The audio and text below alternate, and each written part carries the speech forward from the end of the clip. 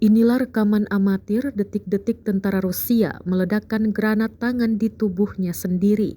Rekamannya ramai beredar di Telegram pada Rabu 28 Desember 2022.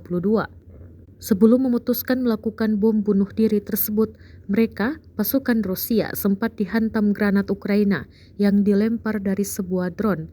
Dalam narasi unggahan disebutkan, seorang tentara Rusia yang terluka meledakkan dirinya dengan granat agar tidak menyerah. Tentara itu segera meledakkan dirinya sendiri dengan granat agar tidak ditangkap dan disebut taksudi untuk menyerah di hadapan pasukan Ukraina.